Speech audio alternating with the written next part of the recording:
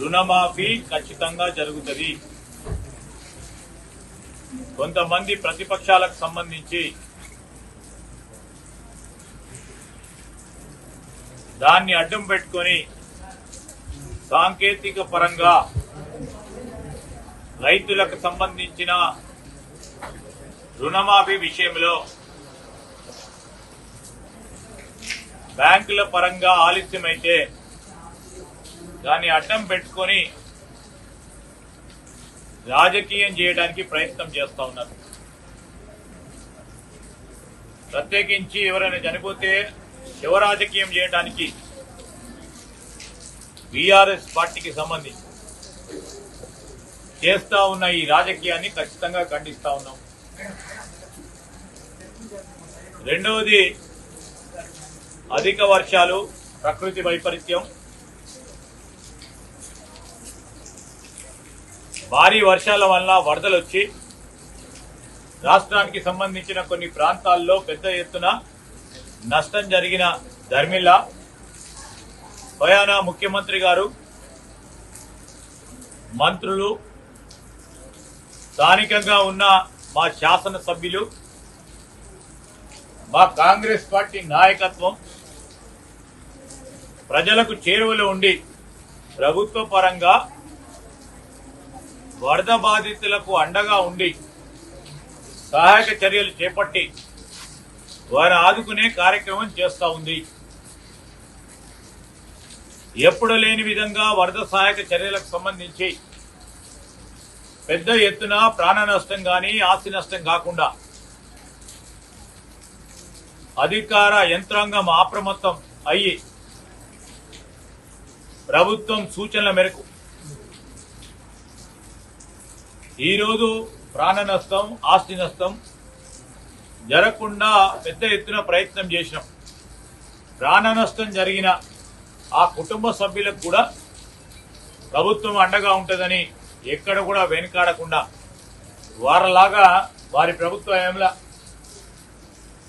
వరదొచ్చినా, పంటను నష్టపోయినా, ఇళ్లల్లో నీళ్లు వచ్చి ఇల్లు నష్టపోయినా, ఇల్లు కూలిపోయినా ఒక్కసారి కూడా నష్టపరిహారం ఇయ్యలేని 10 సంవత్సరాల కాలం పాటు ఈరోజు ఇయ్యలేని తరుణంలో ఈరోజు మేము కూడా చెప్తా ఉన్నాం. మా నాయకులు రాహుల్ గాంధీ గారు, మల్లికార్జున్ ఖర్గే గారు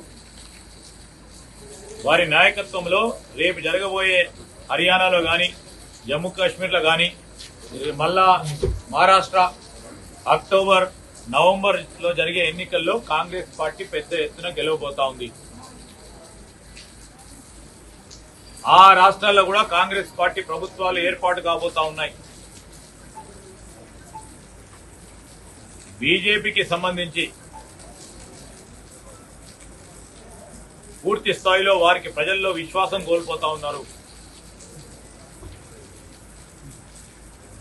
ఈ తరుణంలో కూడా కాంగ్రెస్ పార్టీకి సంబంధించిన ప్రభుత్వాలు ఉన్న రాష్ట్రాల్లో కానీ, రాబోయే ఎన్నికల్లో ఎక్కడ జరుగుతూ ఉన్నాయో అన్ని రాష్ట్రాల్లో కూడా కాంగ్రెస్ పార్టీ పెద్ద ఎత్తున విజయం సాధిస్తుందని మేము మా కాంగ్రెస్ పార్టీ కింద స్థాయి నుంచి పై స్థాయి కార్యకర్త కూడా అనేక సంవత్సరాలుగా రాహుల్ గాంధీ గారిని ప్రధానమంత్రిగా చూడాలని అంశాన్ని దేశ ప్రజలు కూడా రేపు రాబోయే కాలంలో రాహుల్ గాంధీ గారి ప్రధాని కావడం ఖాయం. కాంగ్రెస్ పార్టీ పూర్వ వైభవానికి తీసుకొచ్చే ప్రయత్నంలో మా కాంగ్రెస్ పార్టీ సోదరులు, మిత్రులు ప్రయత్నం చేస్తా ఉన్నారు. ఈరోజు రాష్ట్ర కాంగ్రెస్ పార్టీ రథసారథిగా ఒక సీనియర్ నాయకుడు, కాంగ్రెస్ పార్టీలో 3-4 దశాబ్ద కాలం కాంగ్రెస్ పార్టీలో ఉండి కాంగ్రెస్ పార్టీకి బలోపేతం చేయడానికి క్షేత్రస్థాయి నుంచి ఒక ఎన్ఎస్సీఐ రాష్ట్ర అధ్యక్షుడిగా, యూత్ కాంగ్రెస్ నాయకుడిగా, మొన్నటి వరకు కాంగ్రెస్ పార్టీ వర్కింగ్ ప్రెసిడెంట్ గా ఈరోజు రాహుల్ గాంధీ గారు, మల్లికార్జున్ ఖర్గే గారు, మా సోదరులు మహేష్ గౌడ్ గారిని ఒక బలహీన వర్గానికి సంబంధించి బలహీన వర్గాలకి పెద్ద పీట వేయాలి ఈరోజు అని ఆలోచన చేసి ఒక కాంగ్రెస్ నాయకుడిని